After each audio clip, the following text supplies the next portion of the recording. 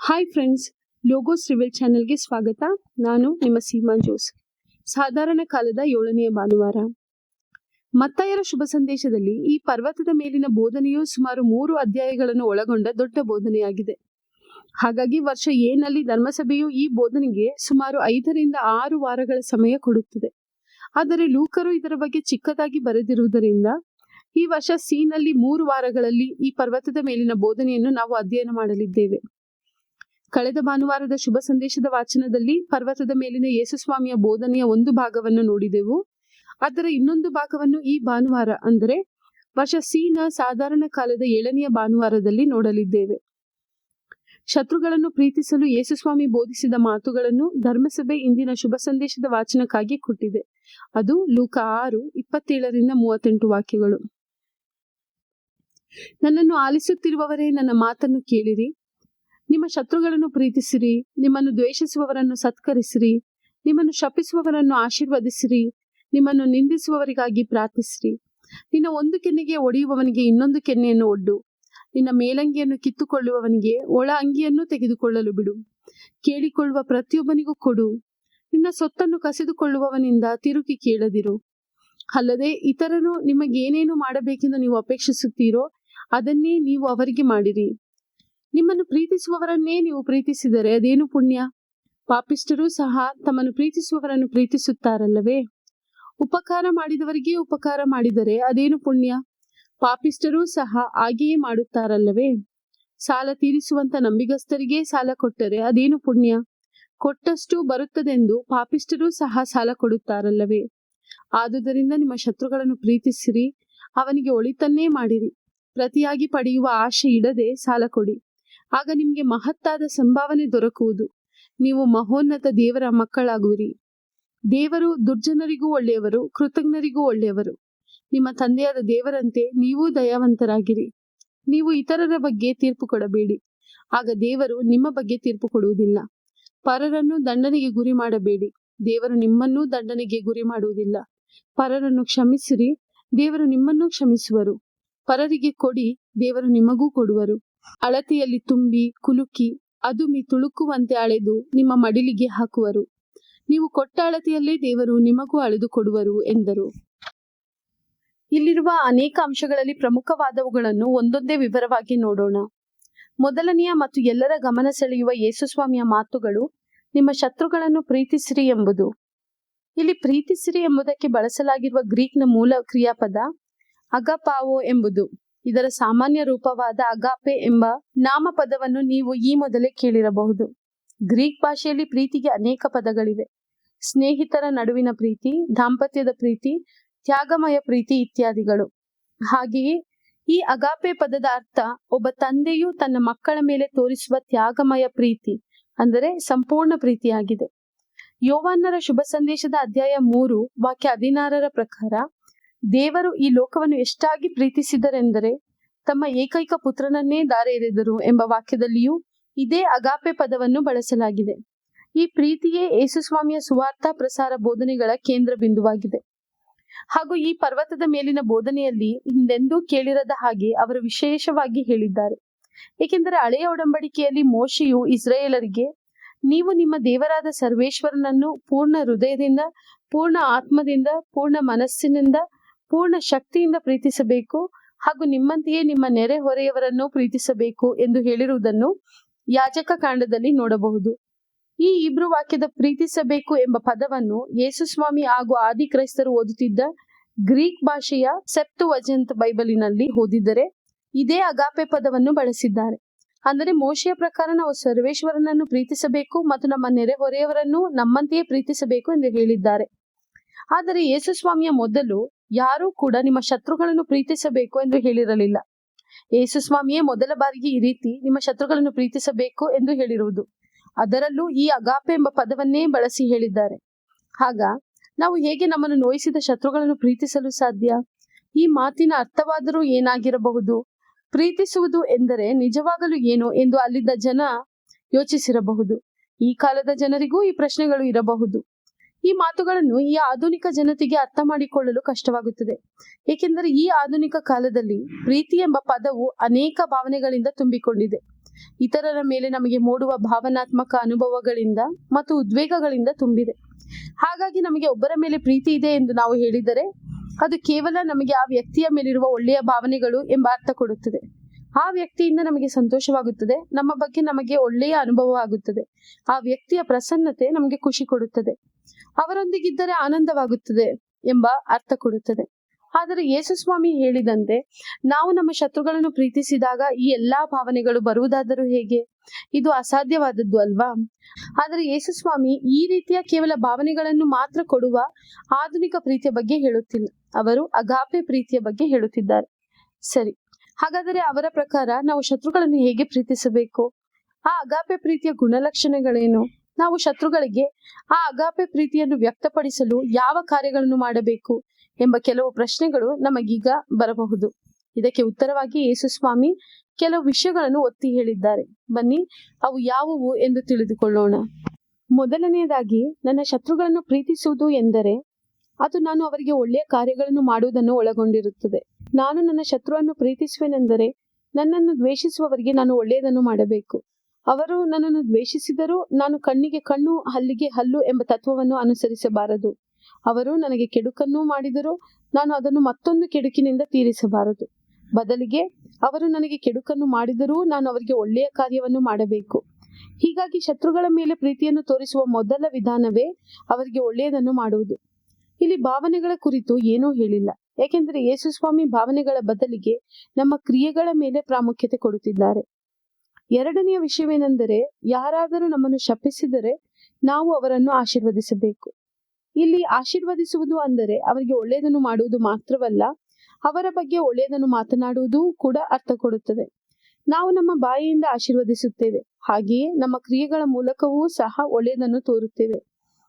ಯಾರಾದರೂ ನಮ್ಮನ್ನು ಶಪಿಸುತ್ತಾರೆ ಎಂದರೆ ಅವರು ನಮ್ಮ ಬಗ್ಗೆ ಕೆಟ್ಟದನ್ನು ಮಾತನಾಡುತ್ತಾರೆ, ನಮಗೆ ಹಾನಿಯನ್ನು ಬಯಸುತ್ತಾರೆ ಎಂದು ಅರ್ಥ. ಆದರೆ ಅವರು ನಮ್ಮನ್ನು ಶಪಿಸಿದಾಗ ನಾವು ಅವರನ್ನು ಆಶೀರ್ವದಿಸುವುದು ಎಂದರೆ ನಾವು ಅವರ ಮೇಲೆ ಒಳ್ಳೆಯದನ್ನು ಬಯಸುವುದನ್ನು ನಮ್ಮ ಹೃದಯ ಪೂರ್ವಕವಾಗಿ ವ್ಯಕ್ತಪಡಿಸುವುದು ಎಂದಾಗಿದೆ. ಹೀಗಾಗಿ ಯಾರಾದರೂ ನಮ್ಮನ್ನು ಶಪಿಸಿದರೆ ನಾವು ಅವರ ಮೇಲೆ ಒಳ್ಳೆಯದನ್ನು ಆಶಿಸಬೇಕು. ಇದು ನಮ್ಮ ಶತ್ರುಗಳ ಮೇಲೆ ನಾವು ನಮ್ಮ ಅಗಾಪೆ ಪ್ರೀತಿಯನ್ನು ತೋರಿಸುವ ಎರಡನೆಯ ವಿಧಾನವಾಗಿದೆ. ಮೂರನೆಯ ಮತ್ತು ಬಹುಮುಖ್ಯವಾದ ವಿಷಯವೇನೆಂದರೆ, ನಿಮ್ಮನ್ನು ಪೀಡಿಸುವವರಿಗಾಗಿ ಪ್ರಾರ್ಥಿಸಿರಿ ಎಂಬುದು. ಮೇಲಿನ ಎರಡೂ ವಿಷಯಗಳಲ್ಲಿ, ಅಂದರೆ ಶತ್ರುಗಳಿಗೆ ಒಳ್ಳೆಯ ಕಾರ್ಯ ಮಾಡುವುದನ್ನು ಮತ್ತು ಒಳ್ಳೆಯ ಆಶೀರ್ವಾದಗಳನ್ನು ಹೇಳುವುದರಲ್ಲಿ ನಾವು ಶತ್ರುಗಳ ಸಂಪರ್ಕ ಮಾಡುವ ಅವಕಾಶವಿರುತ್ತದೆ. ಆದರೆ ಅವರಿಗಾಗಿ ಪ್ರಾರ್ಥಿಸಲು ಅವರ ಸಂಪರ್ಕ ಮಾಡಬೇಕಾದ ಅವಶ್ಯಕತೆ ಇರುವುದಿಲ್ಲ. ನಾವು ಎಲ್ಲೇ ಇದ್ದರೂ ಅಲ್ಲಿಂದಲೇ ಅವರಿಗಾಗಿ ಪ್ರಾರ್ಥಿಸಬಹುದು. ಕೆಲವು ಬಾರಿ ನಾವು ನಮ್ಮ ಶತ್ರುಗಳ ಸಂಪರ್ಕ ಮಾಡಲು ಸಾಧ್ಯವಿರುವುದಿಲ್ಲ ಮತ್ತು ಇನ್ನೂ ಕೆಲವು ಬಾರಿ ಅದು ಅಪಾಯಕಾರಿಯೂ ಆಗಿರುತ್ತದೆ.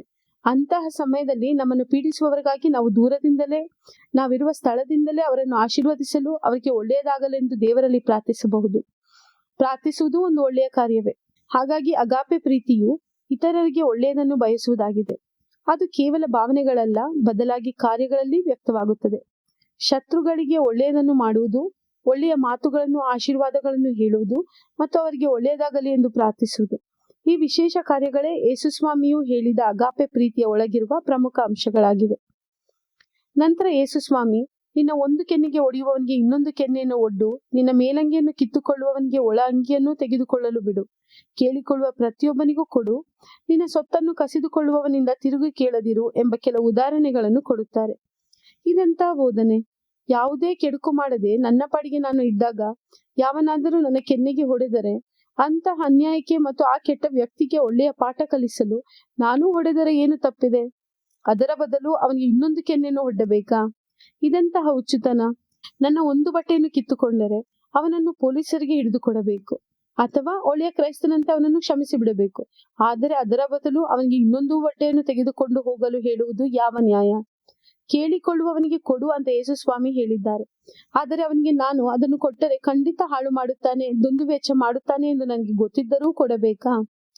ನನ್ನ ವಸ್ತುಗಳನ್ನು, ನನ್ನ ಸ್ವಂತ ವಸ್ತುವನ್ನು ಯಾರಾದರೂ ಕಸಿದುಕೊಂಡರೆ ಅದನ್ನು ಬಿಟ್ಟು ಬಿಡಬೇಕಾ? ಅವೆಲ್ಲ ನನಗೇನು ಉಚಿತವಾಗಿ ಸಿಕ್ಕಿದ್ದಲ್ಲ, ಕಷ್ಟಪಟ್ಟು ಬೆವರು ಸುರಿಸಿ ಸಂಪಾದಿಸಿದ್ದು. ಅದನ್ನು ನಾನೇಕೆ ವಾಪಸ್ ಕೇಳಬಾರದು? ಇವೆಲ್ಲ ಅಸಾಧ್ಯವಾದದ್ದು, ಇದರಲ್ಲಿ ನ್ಯಾಯ ಮತ್ತು ಲಾಜಿಕೇ ಇಲ್ಲವಲ್ಲ ಎಂದು ನಮ್ಮಲ್ಲಿ ಕೆಲವರು ಈ ರೀತಿ ಯೋಚಿಸುವುದುಂಟು. ಹೌದು, ನಮ್ಮ ಪ್ರಕಾರ, ಅಂದರೆ ಇಹಲೋಕದ ಪ್ರಕಾರ ಇದರಲ್ಲಿ ಯಾವುದೇ ಲಾಜಿಕ್ ಅಥವಾ ನ್ಯಾಯವಿಲ್ಲ. ಆದರೆ ನಾವು ಇಹಲೋಕಕ್ಕೆ ಸೇರಿದವರಲ್ಲ ಎಂಬುದನ್ನು ಮರೆಯಬಾರದು. ಯೆಶಾಯನ ಗ್ರಂಥ 55ನೇ ಅಧ್ಯಾಯ 8ರಲ್ಲಿ, ನನ್ನ ಆಲೋಚನೆಗಳು ನಿಮ್ಮ ಆಲೋಚನೆಗಳಂತಲ್ಲ, ನನ್ನ ಮಾರ್ಗಗಳು ನಿಮ್ಮ ಮಾರ್ಗಗಳಂತಲ್ಲ ಎಂದು ದೇವರು ಹೇಳಿದ್ದಾರೆ. ಕಳೆದ ವಾರದ ವಿಡಿಯೋವಿನಲ್ಲಿ ನಾವು ತಿಳಿದುಕೊಂಡೆವು, ಇವೆಲ್ಲ ಸ್ವರ್ಗ ಸಾಮ್ರಾಜ್ಯದ ಯೋಜನೆಗಳು. ಇವು ಪ್ಯಾರಾಡಾಕ್ಸಿಕಲ್ ಟೀಚಿಂಗ್, ಅಂದರೆ ವಿರೋಧಾಭಾಸದ ಬೋಧನೆಗಳು. ಇಹಲೋಕದವರಿಗೆ ಧನಿಕರು, ತಿಂದು ತೃಪ್ತರಾದವರು, ನಕ್ಕು ನಲಿದಾಡುವವರು ಭಾಗ್ಯವಂತರು, ಬಡವರು, ಹಸಿದವರು, ಕಷ್ಟಪಡುವವರು ಶಾಪಗ್ರಸ್ತರು. ಆದರೆ ಯೇಸುಸ್ವಾಮಿಯ ಪ್ರಕಾರ ಇಹಲೋಕದ ಆ ಶಾಪಗ್ರಸ್ತರೇ ಭಾಗ್ಯವಂತರು ಮತ್ತು ಇಹಲೋಕದ ಭಾಗ್ಯವಂತರೇ ನಿಜವಾದ ಶಾಪಗ್ರಸ್ತರು. ಇದೇ ರೀತಿ ಇಲ್ಲಿಯೂ ಯೇಸುಸ್ವಾಮಿ ವಿರೋಧಾಭಾಸದ ಬೋಧನೆಗಳನ್ನು ಮಾಡುತ್ತಿದ್ದಾರೆ. ಇದೇ ದೇವರ ಲಾಜಿಕ್, ದೇವರ ನ್ಯಾಯ. ಇದೇ ಲಾಜಿಕ್ ಇಂದ ನಾವು ಇಂದು ರಕ್ಷಣೆ ಹೊಂದಿದ್ದೇವೆ, ಪವಿತ್ರಾತ್ಮರನ್ನು ಪಡೆದಿದ್ದೇವೆ, ಸ್ವರ್ಗ ಸಾಮ್ರಾಜ್ಯ ಬಾಧ್ಯಸ್ಥರಾಗಿದ್ದೇವೆ. ಏಕೆಂದರೆ ಈ ಮೊದಲು ನಾವೆಲ್ಲ ಯಾರು? ಆದಾಮನ ಮಕ್ಕಳು, ಪಾಪ ಮಾಡಿದವರು, ದೇವರನ್ನು ತೊರೆದವರು, ಅವರ ಪ್ರವಾದಿಗಳನ್ನು ಕೊಂದವರು, ಇತರ ದೇವರುಗಳನ್ನು ಆರಾಧಿಸಿದ್ದವರು, ಪಾಪದ ಅರಿವೇ ಇಲ್ಲದೆ ಕೋಟ್ಯಾಂತರ ಪಾಪ ಮಾಡುತ್ತಿರುವವರು ಅಲ್ವಾ? ಹಾಗಾದರೆ ಲಾಜಿಕ್ ಪ್ರಕಾರ ನಮಗೆ ಶಿಕ್ಷೆ ಆಗಬೇಕು, ಮರಣ ದಂಡನೆ ಆಗಬೇಕು, ನರಕಕ್ಕೆ ಹೋಗಬೇಕು ಅಲ್ವಾ? ಆದರೆ ದೇವರ ಲಾಜಿಕ್ ಪ್ರಕಾರ ನಾವು ಅವರ ವಿರುದ್ಧ ಪಾಪ ಮಾಡಿ ಅವರ ಶತ್ರುಗಳಾದರೂ ಅವರು ನಮ್ಮನ್ನು ಪ್ರೀತಿಸಿದರು. ನಾವು ಪ್ರಾರ್ಥಿಸಿದಾಗ ನಮಗೆ ಕೇಳಿದ್ದನ್ನು ಕೊಟ್ಟರು. ನಾವು ಅವರ ವಸ್ತುಗಳನ್ನು ಕಿತ್ತುಕೊಂಡರೂ ನಮಗೆ ವಾಪಸ್ ಕೊಡಲು ಹೇಳಲಿಲ್ಲ, ಬದಲಾಗಿ ಇನ್ನೂ ತೆಗೆದುಕೊಳ್ಳಲು ಹೇಳಿದರು. ನಮ್ಮ ಮೇಲೆ ಕರುಣೆ ತೋರಿ ನಮ್ಮನ್ನು ನರಕದಿಂದ ಕಾಪಾಡಿದರು. ನಾವು ಮಾಡಿದ ಪಾಪಕ್ಕಾಗಿ ನಮ್ಮ ಬದಲು ಅವರು ಯಾತನೆ ಅನುಭವಿಸಿದರು. ನಮ್ಮ ಮರಣ ದಂಡನೆಯನ್ನು ಅವರು ಸ್ವೀಕರಿಸಿ ನಮ್ಮನ್ನು ರಕ್ಷಿಸಿದರು. ನಮ್ಮ ಮತ್ತು ನಮ್ಮ ಮಕ್ಕಳ ಪಾಪಕ್ಕೆ ಅವರ ಮಗನನ್ನು ಬಲಿ ಕೊಟ್ಟರು. ಅವರಿಗೆ ಹೊಡೆದಾಗ ತಿರುಗಿ ಹೊಡೆಯಲಿಲ್ಲ, ಶಿಲುಬೆಗೆ ಏರಿಸಿದವರನ್ನೂ ಕ್ಷಮಿಸಿದರು. ಅವರನ್ನು ಪೀಡಿಸಿದವರಿಗಾಗಿ, ಶಾಪ ಹಾಕಿದವರಿಗಾಗಿ ಪ್ರಾರ್ಥಿಸಿದರು. ಸರ್ವ ವೈಭವಗಳಿದ್ದರೂ ನಮಗಾಗಿ ಎಲ್ಲವನ್ನು ಬಿಟ್ಟು ಬಂದರು. ಇದೇ ದೇವರ ಲಾಜಿಕ್, ದೇವರ ನ್ಯಾಯ. ಇದರಿಂದಲೇ ನಾವು ಇಂದು ಕಾಪಾಡಲ್ಪಟ್ಟಿದ್ದೇವೆ. ಹೀಗಾಗಿ ದೇವರ ಈ ಲಾಜಿಕ್ ಅನ್ನು ಪಾಲಿಸಲು ನಮಗೂ ಹೇಳುತ್ತಿದ್ದಾರೆ. ಎಷ್ಟೋ ಕಪಟ ಜನರು ನಾವು ಬೋಧಿಸುವುದನ್ನು ಪಾಲಿಸುವುದಿಲ್ಲ, ಆದರೆ ಯೇಸುಸ್ವಾಮಿ ಆಗಲ್ಲ. ಅವರು ಬೋಧಿಸಿದ್ದನ್ನೆಲ್ಲ ತಮ್ಮ ಜೀವನದಲ್ಲಿ ಪಾಲಿಸಿದ್ದಾರೆ. ಹೀಗಾಗಿ ಕಳೆದ ವಾರದ ವಾಚನದಲ್ಲಿ ಅವರು ಆಶೀರ್ವಾದಗಳ ಮತ್ತು ಶಾಪಗಳ ಬಗ್ಗೆ ಬೋಧಿಸಿದಾಗ ಅದರಲ್ಲಿ ಶಿಲುಬೆಯ ರಹಸ್ಯವನ್ನು ನೋಡಿದೆವು. ಅವರು ಇಂದಿನ ವಾಚನದಲ್ಲಿ ಶತ್ರುಗಳನ್ನು ಪ್ರೀತಿಸುವಂತೆ ಆಜ್ಞೆ ಮಾಡಿದಾಗಲೂ ಅದೇ ಶಿಲುಬೆಯ ರಹಸ್ಯವನ್ನು ಪುನಃ ನೋಡುತ್ತಿದ್ದೇವೆ.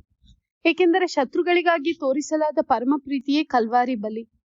ಇದನ್ನೇ ರೋಮನರಿಗೆ ಬರೆದ ಪತ್ರದಲ್ಲಿ ಪೌಲರು ಹೇಳುತ್ತಾರೆ, ನಾವಿನ್ನೂ ಪಾಪಿಗಳಾಗಿರುವಾಗಲೇ ಕ್ರಿಸ್ತ ಯೇಸು ನಮಗೋಸ್ಕರ ಪ್ರಾಣತ್ಯಾಗ ಮಾಡಿದರು. ಇದರಿಂದ ನಮ್ಮ ಮೇಲೆ ದೇವರಿಗಿರುವ ಪ್ರೀತಿ ಎಷ್ಟೆಂದು ವ್ಯಕ್ತವಾಗುತ್ತದೆ. ಅಂದರೆ ನಾವು ದೇವರ ವಿರುದ್ಧ ಪಾಪ ಮಾಡಿ ದೇವರ ಶತ್ರುಗಳಾಗಿದ್ದಾಗಲೇ ಅವರು ನಮಗಾಗಿ ಬಲಿಯಾಗಿ ತಮ್ಮ ಪ್ರೀತಿಯನ್ನು ವ್ಯಕ್ತಪಡಿಸಿದರು. ನಂತರ ಯೇಸುಸ್ವಾಮಿ, ಇತರರು ನಿಮಗೆ ಏನೇನು ಮಾಡಬೇಕೆಂದು ನೀವು ಅಪೇಕ್ಷಿಸುತ್ತೀರೋ ಅದನ್ನೇ ನೀವು ಅವರಿಗೆ ಮಾಡಿರಿ ಎಂದು ಹೇಳುತ್ತಾರೆ. ಸಾಧಾರಣವಾಗಿ ನಾವು ಇತರರಿಂದ ಅನೇಕ ವಿಷಯಗಳನ್ನು ಅಪೇಕ್ಷಿಸುತ್ತೇವೆ. ಅವರೇ ಮೊದಲು ಬಂದು ನಮ್ಮನ್ನು ಗೌರವಿಸಬೇಕು, ಪ್ರೀತಿಸಬೇಕು, ಕ್ಷಮೆ ಕೇಳಬೇಕು, ಊಟ ತಿಂಡಿ ತಂದು ಕೊಡಬೇಕು, ಕನಿಕರ ತೋರಿಸಬೇಕು. ಹೀಗೆ ಇನ್ನೂ ಅನೇಕ ವಿಷಯಗಳನ್ನು ನಾವು ಇತರರಿಂದ ಬಯಸುತ್ತೇವೆ.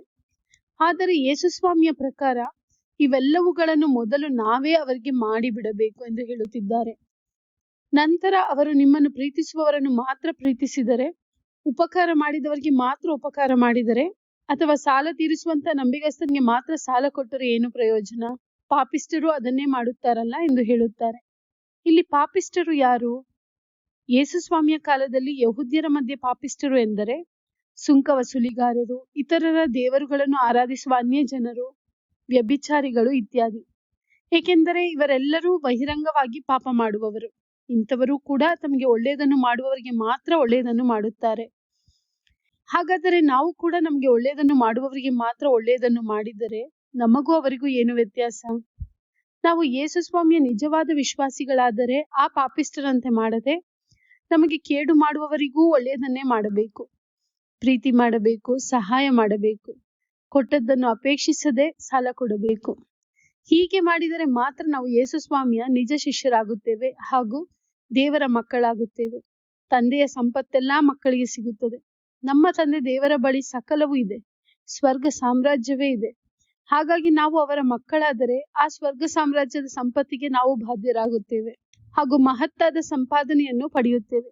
ಏಕೆಂದರೆ ದೇವರು ದುರ್ಜನರಿಗೂ ಒಳ್ಳೆಯವರು, ಕೃತಜ್ಞರಿಗೂ ಒಳ್ಳೆಯವರು. ಹಾಗಾದರೆ ದೇವರು ಎಂಥವರಾಗಿದ್ದಾರೆ? ಅವರು ದುರ್ಜನರಿಗೂ ಒಳ್ಳೆಯವರು, ಕೃತಜ್ಞರಿಗೂ ಒಳ್ಳೆಯವರು. ನೀವು ಕೃತಜ್ಞರ ಅಥವಾ ಪಾಪಿಸ್ಟರ? ಅಥವಾ ಸ್ವಾರ್ಥಿಗಳ? ಹಾಗಾದರೆ ನೀವು ಕೂಡ ಅದಕ್ಕೆ ಅರ್ಹರು. ದೇವರು ನಿಮ್ಮ ಮೇಲೆ ಯಾವಾಗಲಾದರೂ ದಯೆ ತೋರಿಸಿದ್ದಾರಾ? ಖಂಡಿತ ತೋರಿಸಿದ್ದಾರೆ ಅಲ್ವಾ? ನೀವು ಈಗ ಬದುಕಿದ್ದೀರಾ? ಹೌದು. ಹಾಗಾದರೆ ಅದೇ ದೇವರ ಕೃಪೆಗೆ ಸಾಕ್ಷಿ. ಮತ್ತಾಯನ ಶುಭ ಸಂದೇಶದ ಪರ್ವತದ ಮೇಲಿನ ಬೋಧನೆಯಲ್ಲಿ ಯೇಸು ಸ್ವಾಮಿ ಹೇಳಿದಂತೆ ದೇವರು ಸಜ್ಜನರ ಮೇಲೂ ದುರ್ಜನರ ಮೇಲೂ ತಮ್ಮ ಸೂರ್ಯನ ಉದಯಿಸುವಂತೆ ಮಾಡುತ್ತಾರೆ. ಇಂದು ಸೂರ್ಯೋದಯ ಆಯ್ತಾ? ಹೌದು, ಆಯಿತು. ಹಾಗಾದರೆ ಅದೇ ಸಾಕ್ಷಿ. ದೇವರು ತನ್ನ ಶತ್ರುಗಳ ಮೇಲೂ ಪ್ರೀತಿಯನ್ನೇ ತೋರಿಸುತ್ತಾನೆ, ಏಕೆಂದರೆ ಈ ಲೋಕ ಶತ್ರುಗಳಿಂದ ಅಂದರೆ ಪಾಪಿಷ್ಠರಿಂದ ತುಂಬಿದೆ.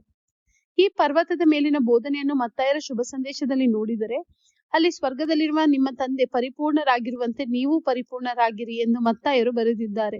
ಆದರೆ ಇದನ್ನೇ ಲೂಕರು ನಿಮ್ಮ ತಂದೆಯಾದ ದೇವರು ದಯಾವಂತರಾಗಿರುವಂತೆ ನೀವು ದಯಾವಂತರಾಗಿರಿ ಎಂದು ಬರೆದಿದ್ದಾರೆ.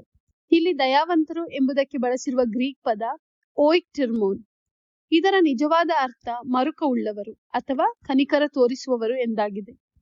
ದೇವರು ಹಳೆಯ ಒಡಂಬಡಿಕೆಯಲ್ಲಿ ಬಹಳ ಕೋಪಿಷ್ಠರು, ಯಾವಾಗಲೂ ಶಿಕ್ಷೆ ಕೊಡುವವರಾಗಿದ್ದರು. ಆದರೆ ಹೊಸ ಒಡಂಬಡಿಕೆಯಲ್ಲಿ ತಮ್ಮ ಪುತ್ರನ ಮೂಲಕ ನಮಗೆ ಮರುಕ ತೋರಿಸಿದ್ದಾರೆ ಎಂದು ಕೆಲವರು ಹೇಳುತ್ತಾರೆ. ಇದು ತಪ್ಪು ಕಲ್ಪನೆ. ಇಂಥವರು ಸರಿಯಾಗಿ ಬೈಬಲ್ ಓದಿರುವುದಿಲ್ಲ. ದೇವರು ಮೋಶೆಗೆ ಸಿನಾಯಿ ಬೆಟ್ಟದಲ್ಲಿ ದರ್ಶನ ಕೊಟ್ಟಾಗ ಸರ್ವೇಶ್ವರನು ಕರುಣಾಮಯನು, ದಯಾಳು ದೇವರು, ತಟ್ಟನೆ ಸಿಟ್ಟುಗೊಳ್ಳದವನು, ಪ್ರೀತಿ ಪಾತ್ರನು, ನಂಬಿಗಸ್ತನು ಎಂದು ಹೇಳುತ್ತಾನೆ. ಯೇಸು ಸ್ವಾಮಿಯು ನಮಗೆ ಅದನ್ನೇ, ಅಂದರೆ ತಂದೆ ದೇವರು ಕರುಣಾಮಯಿ ಎಂದು ನಮಗೆ ನೆನಪಿಸುತ್ತಿದ್ದಾರೆ. ಮತ್ತು ಅವರಂತೆಯೇ ನಾವು ಕೂಡ ನಮ್ಮ ಶತ್ರುಗಳ ಮೇಲೆ ಕರುಣೆ ಕನಿಕರ ತೋರಿಸಬೇಕೆಂದು ಹೇಳುತ್ತಿದ್ದಾರೆ. ಇಂದಿನ ವಚನದಲ್ಲಿ ಕೊನೆಯದಾಗಿ ಇತರರ ಬಗ್ಗೆ ತೀರ್ಪು ಕೊಡಬೇಡಿ, ಅವರನ್ನು ದಂಡಿಸಬೇಡಿ, ಆಗ ದೇವರು ನಿಮ್ಮನ್ನು ದಂಡಿಸುವುದಿಲ್ಲ. ಇತರರನ್ನು ಕ್ಷಮಿಸಿ ಅವರಿಗೆ ಕೊಡಿ, ಆಗ ದೇವರು ನಿಮಗೆ ಹಾಗೆ ಮಾಡುವರು. ನೀವು ಕೊಟ್ಟ ಅಳತೆಯಲ್ಲೇ ದೇವರು ನಿಮಗೂ ಕೊಡುವರು ಎಂದು ಯೇಸು ಸ್ವಾಮಿ ಹೇಳುತ್ತಾರೆ. ಅನೇಕ ಜನರು ತೀರ್ಪು ಮಾಡಬೇಡಿ, ಮಾಡಿದರೆ ನಿಮಗೆ ತೀರ್ಪಾಗುತ್ತದೆ ಎಂದು ಮಾತನಾಡುವುದುಂಟು. ಈ ವಾಕ್ಯ ಅನ್ಯ ಜನರಿಗೂ ಗೊತ್ತು. ಎಲ್ಲಾ ವಿಷಯಕ್ಕೂ ಎಲ್ಲ ಸಂಭಾಷಣೆಯಲ್ಲೂ ಯಾರಾದರೂ ಒಬ್ಬರು ಈ ವಾಕ್ಯವನ್ನು ಹೇಳುತ್ತಾರೆ. ಹಾಗಾದರೆ ನಾವು ತೀರ್ಪು ಮಾಡಲೇಬಾರದ? 1 ಕೊರಿಂಥ 6ನೇ ಅಧ್ಯಾಯದಲ್ಲಿ ದೇವಜನರು ಈ ಲೋಕಕ್ಕೆ ನ್ಯಾಯ ತೀರ್ಪು ಮಾಡುತ್ತಾರೆಂದು ನಿಮಗೆ ತಿಳಿಯದೋ? ಲೋಕವೇ ನಿಮ್ಮಿಂದ ತೀರ್ಪು ಪಡೆಯಬೇಕಾಗಿರುವಲ್ಲಿ ಸಣ್ಣ ಪುಟ್ಟ ವಿಷಯಗಳನ್ನು ತೀರ್ಮಾನಿಸಿಕೊಳ್ಳಲು ನೀವು ಅಸಮರ್ಥರೋ? ದೇವದೂತರಿಗೂ ನಾವು ನ್ಯಾಯ ತೀರ್ಪು ಮಾಡುವೆವೆಂದು ನಿಮಗೆ ತಿಳಿಯದೋ? ಹೀಗಿರುವಲ್ಲಿ ಈ ಜೀವನದ ಸಮಸ್ಯೆಗಳನ್ನು ಕುರಿತು ನ್ಯಾಯ ತೀರ್ಪು ಮಾಡುವುದು ಎಷ್ಟೋ ಸುಲಭವಲ್ಲವೇ ಎಂದು ಪೌಲರು ಬರೆದಿದ್ದಾರೆ. ಹಾಗಾದರೆ ಇದರಲ್ಲಿ ಯಾವುದು ಸರಿ? ನಾವು ತೀರ್ಪು ಮಾಡಬಹುದಾ ಅಥವಾ ಮಾಡಬಾರದಾ? ಇದನ್ನು ತಿಳಿದುಕೊಳ್ಳಲು ನಾವು ಇಂದಿನ ವಾಚನದ ಕೊನೆಯ ವಾಕ್ಯಗಳನ್ನು ಇದರ ಕಾಂಟೆಕ್ಸ್ಟ್ ಜೊತೆಗೆ ಓದಬೇಕು. ಏಕೆಂದರೆ ಆ ವಾಕ್ಯದ ಮುಂದಿನ ಭಾಗದಲ್ಲಿ ಇತರರನ್ನು ದಂಡನೆಗೆ ಗುರಿ ಮಾಡಬೇಡಿ ಎಂದು ಹೇಳಿದ್ದಾರೆ. ಹಾಗೂ ಮುಂದಿನ ವಾಕ್ಯಗಳಲ್ಲಿ ಯೇಸು ಸ್ವಾಮಿ ಪರರನ್ನು ಕ್ಷಮಿಸಿ, ನೀವು ಯಾವ ಅಳತೆಯಲ್ಲಿ ಕೊಡುತ್ತೀರೋ ಅಥವಾ ದಯೆ ತೋರಿಸುತ್ತೀರೋ ಅದೇ ಅಳತೆಯಲ್ಲಿ ದೇವರು ನಿಮಗೂ ದಯೆ ತೋರಿಸುತ್ತಾರೆ ಎಂದು ಹೇಳಿದ್ದಾರೆ. ಒಬ್ಬನನ್ನು ನಾವು ಕ್ಷಮಿಸಬೇಕಾದರೆ ಅವನು ನಮಗೆ ಕೆಡುಕನ್ನು ಮಾಡಿರಬೇಕು, ಇಲ್ಲದಿದ್ದರೆ ಕ್ಷಮಿಸುವ ಅವಶ್ಯಕತೆಯೇ ಇರುವುದಿಲ್ಲ ಅಲ್ವಾ? ಹಾಗಾದರೆ ಅವನು ತಪ್ಪು ಮಾಡಿದ್ದಾನೆಂದು ಹೇಗೆ ಗೊತ್ತಾಗುತ್ತದೆ? ಯಾವುದು ತಪ್ಪು, ಯಾವುದು ಸರಿ? ಈ ರೀತಿ ನಾವು ತೀರ್ಪು ಮಾಡದೆ ಹೇಗೆ ಗೊತ್ತಾಗುತ್ತದೆ ಆ ವ್ಯಕ್ತಿ ನಮಗೆ ತಪ್ಪು ಮಾಡಿದ್ದನಾ ಇಲ್ಲವಾ ಎಂದು? ಅದನ್ನು ತಿಳಿದುಕೊಳ್ಳಲು ಆ ವ್ಯಕ್ತಿಯ ಕ್ರಿಯೆಯನ್ನು ನಾವು ತೀರ್ಪು ಮಾಡಲೇಬೇಕಾಗುತ್ತದೆ ಅಲ್ವಾ? ತೀರ್ಪು ಮಾಡದೆ ಅವನ ತಪ್ಪು ಗೊತ್ತಾಗುವುದಿಲ್ಲ. ಹಾಗಾದರೆ ಯೇಸು ಸ್ವಾಮಿ ತೀರ್ಪು ಮಾಡಬಾರದು ಎಂದು ಹೇಳಿರುವುದು ಯಾಕೆ? ಅದಕ್ಕೆ ಉತ್ತರ ಮುಂದಿನ ವಾಕ್ಯಗಳಲ್ಲಿಯೇ ಇದೆ. ನಾವು ಇತರರನ್ನು ದಂಡಿಸಬಾರದು, ಅವರನ್ನು ಕ್ಷಮಿಸಬೇಕು. ಸೊ ಯೇಸು ಸ್ವಾಮಿ ಹೇಳುತ್ತಿರುವುದು ಏನೆಂದರೆ, ಇತರರ ಕಾರ್ಯದಿಂದ ಅವರು ತಪ್ಪು ಮಾಡಿದ್ದರಾ, ಒಳ್ಳೆಯದು ಮಾಡಿದ್ದರಾ ಎಂದು ನಾವು ತೀರ್ಪು ಮಾಡಬಹುದು, ಆದರೆ ಅದಕ್ಕೆ ದಂಡನೆ ಕೊಡಬಾರದು. ಅವನ ಮೇಲೆ ತಪ್ಪೊರಿಸುವ ಅವಕಾಶವಿದ್ದರೂ ತಪ್ಪೊರಿಸಬಾರದು. ಅವನನ್ನು ಕ್ಷಮಿಸಬೇಕು, ಅವನಿಗೆ ಕನಿಕರ ತೋರಿಸಬೇಕು. ಇದೇ ಯೇಸು ಸ್ವಾಮಿ ಮಾತಿನ ಅರ್ಥ. ಏಕೆಂದರೆ ಅವನ ಮನಸ್ಸಿನ ಒಳಗೆ ನಿಜ ವಿಷಯವಿರುತ್ತದೆ. ಅದಕ್ಕಾಗಿ ಅವನ ಮನಸ್ಸಿನ ಒಳಗೆ ಹೋಗಿ ನಿಜ ಕಂಡುಹಿಡಿಯಲು ಸಾಧ್ಯವಿಲ್ಲ. ಮನಸ್ಸುಗಳನ್ನು ಅರಿಯುವುದು ದೇವರು. ಹಾಗಾಗಿ ನಾವು ನಿಜ ಗೊತ್ತಿಲ್ಲದೆ ಅನ್ಯಾಯವಾಗಿ ತೀರ್ಪು ಕೊಡಬಾರದು. ಇದರ ಬದಲು ಕನಿಕರ ತೋರಿಸಬೇಕು. ಇಲ್ಲಿ ಯೇಸು ಸ್ವಾಮಿ ಒಂದು ಚಿತ್ರಣವನ್ನು ಕೊಡುತ್ತಾರೆ. ಅದಕ್ಕೆ ಬಳಸಿರುವ ಗ್ರೀಕ್ ಪದ ಮೆಟ್ರೋನ್. ಇದರ ಅರ್ಥ ಮಾರಾಟ ಮಾಡುವವರು ಬಳಸುವ ಅಳತೆಯ ಸಾಧನ. ಉದಾಹರಣೆಗೆ, ನಮಗೆ 1 ಸೇರು ಅಕ್ಕಿ ಬೇಕಾದರೆ ಮಾರಾಟಗಾರನು 1 ಸೇರಿನ ಅಳತೆ ಮಾಡುವ ಒಂದು ಪಾತ್ರೆಯನ್ನು ತೆಗೆದು ಅದರಲ್ಲಿ ಅಕ್ಕಿ ತುಂಬಿಸಿ ಕೊಡುತ್ತಾನೆ. ಆದರೆ ಅವನು ತುಂಬಾ ಧಾರಾಳವಾಗಿ ಕೊಡುವುದಿಲ್ಲ. ಅದು ತುಂಬುವಷ್ಟು ಇದ್ದರೆ ಸಾಕು, ಅಷ್ಟೇ ಕೊಡುತ್ತಾರೆ. ನಾವು ಕೂಡ ಆ ಚಿಕ್ಕ ವ್ಯತ್ಯಾಸಕ್ಕೆ ಜಗಳ ಮಾಡುವುದಿಲ್ಲ.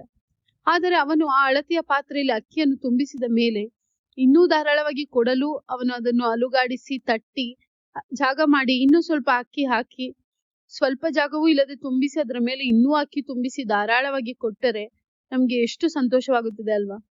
ಆ ರೀತಿಯೇ ನಾವು ಕೂಡ ಇತರರ ತಪ್ಪಿಗೆ ಕನಿಕರ ತೋರಿಸುವಾಗ ಇನ್ನು ಹೆಚ್ಚಾಗಿ ಕೊಡಲು ಪ್ರಯತ್ನಿಸಿ ಧಾರಾಳವಾಗಿ ಕೊಡಬೇಕು. ಆಗಲೇ ದೇವರು ಇದೇ ಅಳತೆಯಲ್ಲಿ ನಮಗೆ ಧಾರಾಳವಾಗಿ ಕೊಡುತ್ತಾರೆ. ಸರಿ, ಈಗ ಇಂದಿನ ಮೊದಲನೆಯ ವಾಚನವನ್ನು ನೋಡೋಣ.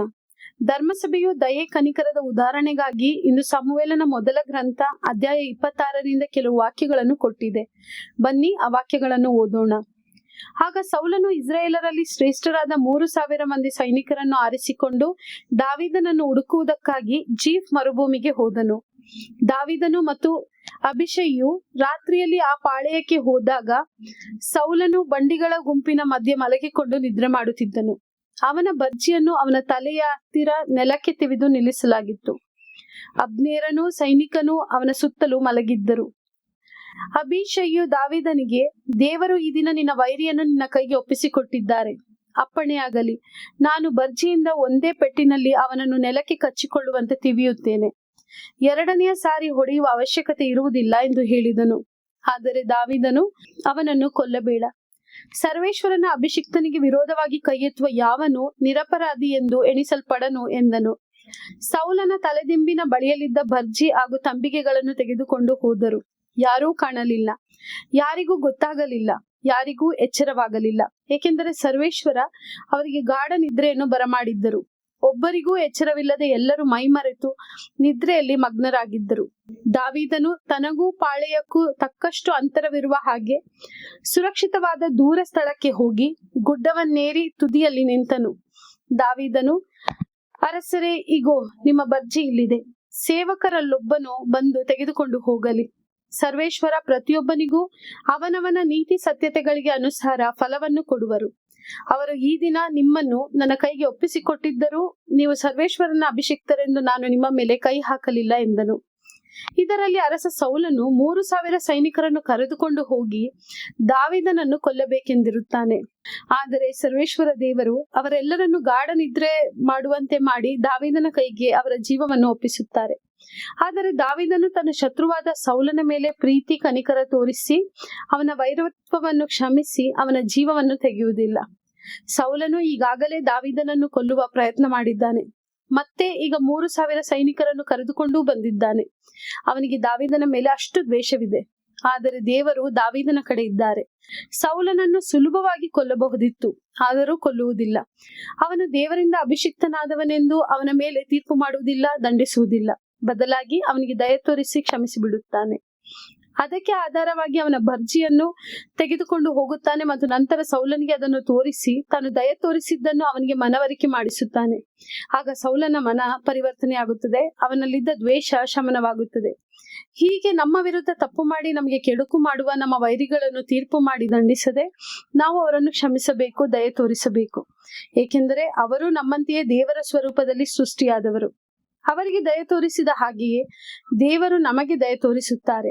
ಏಕೆಂದರೆ ನಾವು ಪಾಪ ಮಾಡಿ ದೇವರ ವೈರಿಗಳಾಗಿದ್ದೇವೆ. ನಮಗೆ ಅವರ ಕ್ಷಮೆ ಮತ್ತು ದಯೆಯ ಅವಶ್ಯಕತೆ ಇದೆ. ಅದಕ್ಕಾಗಿಯೇ ಯೇಸುಸ್ವಾಮಿಯು ಹೇಗೆ ಪ್ರಾರ್ಥಿಸಬೇಕೆಂದು ಹೇಳಿಕೊಡುವಾಗ ನಮಗೆ ತಪ್ಪು ಮಾಡಿದವರನ್ನು ನಾವು ಕ್ಷಮಿಸುವಂತೆ ನಮ್ಮ ಪಾಪಗಳನ್ನು ಕ್ಷಮಿಸಿರಿ ಎಂದು ಹೇಳಿದ್ದಾರೆ. ನಾವು ಕ್ಷಮಿಸಿದರೆ ನಮಗೂ ಕ್ಷಮೆ ಸಿಗುತ್ತದೆ. ನಾವು ಕೊಟ್ಟ ಅಳತೆಯಲ್ಲೇ ನಮಗೂ ಅಳೆದು ಕೊಡಲಾಗುತ್ತದೆ. ಇಂದು ದಯೆಯ ಬಗ್ಗೆ ವಾಚನಗಳನ್ನು ಅಧ್ಯಯನ ಮಾಡುತ್ತಿರುವುದರಿಂದ ದಯೆಗೆ ಸಂಬಂಧಪಟ್ಟ ಕೀರ್ತನೆ ಶ್ಲೋಕವನ್ನು ಧರ್ಮಸಭೆ ನಮಗೆ ಕೊಟ್ಟಿದೆ. ಹಾಗಾಗಿ ಕೀರ್ತನೆ 103ರಿನ ಕೆಲವು ವಾಕ್ಯಗಳನ್ನು ನೋಡೋಣ. ಭಜಿಸು ನನ್ನ ಮನವೇ, ಭಜಿಸು ಪ್ರಭುವನು. ನನ್ನ ಅಂತರಂಗವೇ, ಭಜಿಸು ಆತನನು. ನೆನೆ ಆತನ ಪರಮಪಾವನ ನಾಮವನು. ಭಜಿಸು ನನ್ನ ಮನವೇ, ಭಜಿಸು ಪ್ರಭುವನು. ಮರೆಯದಿರು ಆತನ ಉಪಕಾರಗಳೊಂದನ್ನು. ಮನ್ನಿಸುವನಾತ ನನ್ನ ದೋಷಗಳನ್ನು. ವಾಸಿ ಮಾಡುವನು ನನ್ನ ರೋಗಗಳನ್ನು. ಉಳಿಸುವನು ಪಾತಾಳದ ಕೋಪದಿಂದ ನನ್ನನ್ನು. ಮುಡಿಸುವವನೆನಗೆ ದಯದಾಕ್ಷಿಣ್ಯದ ಮುಕುಟವನು. ಪ್ರಭು ದಯಾಳು ಕೃಪಾಪೂರ್ಣನು, ಸಹನಶೀಲನು, ಪ್ರೀತಿಮಯನು. ನಮ್ಮ ಪಾಪಗಳಿಗೆ ತಕ್ಕಂತೆ ಆತ ವರ್ತಿಸಲಿಲ್ಲ, ನಮ್ಮ ಅಪರಾಧಗಳಿಗೆ ತಕ್ಕ ಹಾಗೆ ದಂಡಿಸಲಿಲ್ಲ. ಪಡುವಣದಿಂದ ಮೂಡಣವೆಷ್ಟೋ ದೂರ, ದೂಡಿದನಾತ ನಮ್ಮ ಪಾಪಗಳನ್ನು ಅಷ್ಟು ದೂರ. ತಂದೆ ಕರುಣೆ ತೋರಿಸುವಂತೆ ಮಕ್ಕಳಿಗೆ, ಕನಿಕರಿಸುವನಾತ ತನಗೆ ಅಂಜುವವರಿಗೆ. ಹಾಗಾದರೆ ಹಳೆಯ ಒಡಂಬಡಿಕೆಯ ದೇವರು ಯಾವ ರೀತಿಯ ದೇವರು? ಅವರು ಕೃಪಾಳು, ಕರುಣಾಳು, ಸಹನಶೀಲರು ಮತ್ತು ಅನಂತ ಪ್ರೀತಿಯಿಂದ ತುಂಬಿರುವವರು. ಅದೇ ರೀತಿ ನಾವು ನಮ್ಮ ಬಗ್ಗೆಯೂ ಹೀಗೆ ಹೇಳಿಕೊಳ್ಳಬಹುದಾ? ನಾವು ಸಹನಶೀಲರ, ಕೃಪೆ ತೋರಿಸುವವರ, ಕರುಣೆ ತೋರಿಸುವವರ, ಇಲ್ಲವಾದರೆ ಇಂದಿನಿಂದ ಆ ಗುಣಗಳನ್ನು ಅಳವಡಿಸಿಕೊಳ್ಳಲು ಪ್ರಯತ್ನಿಸೋಣ. ಹೌದು, ಹಳೆಯ ಒಡಂಬಡಿಕೆಯ ದೇವರು ಅಂತವರೇ ಮತ್ತು ಹೊಸ ಒಡಂಬಡಿಕೆಯಲ್ಲಿಯೂ ಸಹ ದೇವರು ಅದೇ ರೀತಿಯವರಾಗಿದ್ದಾರೆ. ಅದಕ್ಕಾಗಿಯೇ ತಮ್ಮ ಪುತ್ರನನ್ನು ನಮಗಾಗಿ ಬಲಿ ಕೊಟ್ಟು ದಯೆ ತೋರಿಸಿದ್ದಾರೆ. ಇಂದು ಚರ್ಚ್ ನಮಗೆ ಧ್ಯಾನಿಸಲು ಮತ್ತು ಕಲಿಯಲು ಕೊಡುತ್ತಿರುವ ವಿಷಯವೇ ಕೃಪೆ. ಈ ಕೀರ್ತನೆ 103:10 ಇದು ಸ್ಪಷ್ಟವಾಗಿದೆ. ನಮ್ಮ ಪಾಪಗಳಿಗೆ ತಕ್ಕಂತೆ ಆತ ವರ್ತಿಸಲಿಲ್ಲ, ನಮ್ಮ ಅಪರಾಧಗಳಿಗೆ ತಕ್ಕ ಹಾಗೆ ದಂಡಿಸಲಿಲ್ಲ. ಅಂದರೆ ನಾವು ಅರ್ಹರಾಗಿರುವ ಶಿಕ್ಷೆಯನ್ನು ದೇವರು ನಮಗೆ ಕೊಡುವುದಿಲ್ಲ. ಆಗಿದ್ದ ಮೇಲೆ ನಾವು ಅರ್ಹರಾಗಿದ್ದ ಮೇಲೆ ಲೌಕಿಕ ಆಸೆಗಳಿಗಾಗಿ ದೇವರಲ್ಲಿ ಪ್ರಾರ್ಥಿಸುವುದರ ಬದಲು ಅವರಂತೆಯೇ ದಯಾವಂತರಾಗಲು ದೇವರಲ್ಲಿ ಬೇಡಿಕೊಳ್ಳೋಣ. ಇಂದಿನ ಕೀರ್ತನೆ ನಮಗೆ ಅದನ್ನೇ ಕಲಿಸುತ್ತಿದೆ. ಕೊನೆಯದಾಗಿ ಎಂದಿನಂತೆ ನಮ್ಮ ಪವಿತ್ರ ಜೀವಂತ ಸಂಪ್ರದಾಯದಿಂದ ಕೆಲವು ಬೋಧನೆಗಳನ್ನು ತಿಳಿದುಕೊಳ್ಳೋಣ. ಇಂದಿನ ವಾಚನದಲ್ಲಿರುವ ತೀರ್ಪು ಮಾಡಬೇಡಿ ನಿಮಗೂ ತೀರ್ಪಾಗುವುದಿಲ್ಲ ಎಂಬ ವಾಕ್ಯದ ಬಗ್ಗೆ ನಮ್ಮ ಪೋಪ್ ಫ್ರಾನ್ಸಿಸ್ ರವರು ಕೃಪೆಯ ವರ್ಷದಂದು ಬರೆದ ದ ಫೇಸ್ ಆಫ್ ಮರ್ಸಿ ಎಂಬ ಪತ್ರದಲ್ಲಿ ಏನು ಹೇಳಿದ್ದಾರೆ ಕೇಳೋಣ. ಪ್ರಭು ನಮಗೆ ಮುಖ್ಯವಾಗಿ ಕೇಳುತ್ತಿರುವುದು, ನೀವು ತೀರ್ಪು ಕೊಡಬೇಡಿ, ನಿಂದನೆ ಮಾಡಬೇಡಿ ಎಂದು. ಒಬ್ಬನು ದೇವರ ತೀರ್ಪಿನಿಂದ ತಪ್ಪಿಸಿಕೊಳ್ಳಬೇಕಾದರೆ ಅವನು ಕೂಡ ತನ್ನ ಸಹೋದರನ ಮೇಲೆ ತೀರ್ಪುಗಾರನಾಗಿ ನಡೆದುಕೊಳ್ಳಬಾರದು. ಮಾನವರು ತೀರ್ಪು ನೀಡುವಾಗ ಗಾಢವಾದ ಸತ್ಯವನ್ನು ನೋಡದೆ ಹೊರಗಿನ ರೂಪವನ್ನು ಮಾತ್ರ ನೋಡುತ್ತಾರೆ. ಆದರೆ ಪರಲೋಕದಲ್ಲಿರುವ ನಮ್ಮ ತಂದೆ ಆತ್ಮದ ಆಳವನ್ನು ನೋಡುತ್ತಾರೆ. ದ್ವೇಷ, ಹೊಟ್ಟೆ ಕಿಚ್ಚು ಮತ್ತು ಅಸೂಯೆಯಿಂದ ಪ್ರೇರಿತವಾದ ಮಾತುಗಳು ಎಷ್ಟು ಅಪಾರ ಹಾನಿ ಮಾಡಬಲ್ಲವು. ಇತರರ ಬಗ್ಗೆ ಕೆಟ್ಟದಾಗಿ ಮಾತನಾಡುವುದು, ಅವರ ಮಾನ ಹರಾಜು ಮಾಡುವುದು, ಅವರ ಗೌರವವನ್ನು ಹಾಳು ಮಾಡುವುದು, ಅವರ ಬಗ್ಗೆ ಅಪಪ್ರಚಾರಗಳಿಗೆ ತುತ್ತಾಗುವಂತೆ ಮಾಡುತ್ತವೆ. ನಾವು ಇತರರಿಗೆ ತೀರ್ಪು ನೀಡದಿರುವುದರಿಂದ ಮತ್ತು ಅಪನಿಂದನೆ ಮಾಡದಿರುವುದರಿಂದ ಅವರಲ್ಲಿರುವ ಒಳ್ಳೆಯದನ್ನು ನೋಡಲು ಮತ್ತು ನಮ್ಮ ಸ್ವತಃ ತೀರ್ಪಿನಿಂದ ಅವರ ಮೇಲೆ ಉಂಟಾಗಬಹುದಾದ ನೋವಿನಿಂದ ಅವರನ್ನು ಕಾಪಾಡಿಕೊಳ್ಳಲು ಸಹಾಯವಾಗುತ್ತದೆ. ಆದರೆ ನಮ್ಮ ಕೃಪೆ ಕನಿಕರವನ್ನು ತೋರಿಸಲು ಅಷ್ಟು ಮಾತ್ರ ಸಾಕಾಗುವುದಿಲ್ಲ. ಯೇಸು ಸ್ವಾಮಿ ನಮಗೆ ಕ್ಷಮಿಸಲು ಮತ್ತು ನೀಡಲು ಹೇಳುತ್ತಾರೆ. ದೇವರಿಂದ ನಾವೇ ಮೊದಲು ಕೃಪೆ ಪಡೆದಿದ್ದೇವೆ, ಆದ್ದರಿಂದ ನಾವು ಅವರ ಕೃಪೆಯ ಸಾಧನಗಳಾಗಬೇಕು. ದೇವರು ನಮಗೆ ಅಪಾರವಾದ ಉದಾರತೆಯಿಂದ ತನ್ನ ದಯೆಯನ್ನು ಧಾರಾಳವಾಗಿ ಸುರಿಸುತ್ತಾರೆ. ಹಾಗಾಗಿ ನಾವು ಇತರರಿಗೆ ಅಪಾರವಾದ ದಯೆಯನ್ನು ತೋರಿಸಬೇಕು. ಕರುಣಾಮಯಿ ದೇವರಂತೆ ನಾವು ಎಂಬ ಅರಿವು ನಮಗೆ ಮೂಡಬೇಕು. ಅದೇ ಈ ಕೃಪೆಯ ವರ್ಷದ ಆದರ್ಶ ಸೂತ್ರವಾಗಿದೆ. ಎಂತಹ ಅದ್ಭುತ ಮಾತುಗಳು! ಹೌದು, ಇದೇ ನಮ್ಮ ಕ್ರೈಸ್ತ ಜೀವನದ ಆದರ್ಶ ಮಾರ್ಗ, ಕರುಣಾಮಯಿ ತಂದೆಯ ಮಾರ್ಗ. ನಾವು ಯಾವ ರೀತಿ ದಯಾವಂತರಾಗಬೇಕು? ತಂದೆ ದೇವರಂತೆ ದಯಾವಂತರಾಗಬೇಕು. ನಾವು ಯಾವ ರೀತಿ ಪ್ರೀತಿ ಮಾಡಬೇಕು? ತಂದೆ ದೇವರಂತೆ ತ್ಯಾಗಮಯ ಸಂಪೂರ್ಣ ಪ್ರೀತಿ, ಅಂದರೆ ಅಗಾಪೆ ಪ್ರೀತಿ ಮಾಡಬೇಕು. ತಂದೆ ದೇವರ ಈ ದಯೆ ಮತ್ತು ಪ್ರೀತಿ ಯಾರಿಂದ ವ್ಯಕ್ತವಾಗಿದೆ? ಇದು ಅವರ ಪುತ್ರ ಯೇಸು ಕ್ರಿಸ್ತರಿಂದಲೇ, ಅವರ ಶಿಲುಬೆಯ ಮರಣದಿಂದಲೇ ವ್ಯಕ್ತವಾಗಿದೆ. ಧನ್ಯವಾದಗಳು. ಇಂತಹ ಅನೇಕ ವಿಷಯಗಳನ್ನು ತಿಳಿದುಕೊಳ್ಳಲು ಮತ್ತು ಪ್ರತಿ ಭಾನುವಾರದ ವಾಚನಗಳ ಬೈಬಲ್ ಆಧಾರ ಮತ್ತು ಸಂಬಂಧಗಳನ್ನು ಕಥೋಲಿಕ ಸಭೆ ಎಷ್ಟು ಸುಂದರವಾಗಿ ರಚಿಸಿದೆ ಎಂಬುದನ್ನು ಪ್ರತಿ ಭಾನುವಾರದ ಮೊದಲೇ ತಿಳಿದುಕೊಂಡು ಬಲಿಪೂಜೆಯನ್ನು ಅರ್ಥಗರ್ಭಿತವಾಗಿ ಆಚರಿಸಲು ಈ ವಿಡಿಯೋ ನೋಡಿ ಮತ್ತು ಲೋಗೋಸ್ ರಿವೀಲ್ ಚಾನೆಲ್ ಅನ್ನು ಸಬ್ಸ್ಕ್ರೈಬ್ ಮಾಡಿ ಸಹಕರಿಸಿ.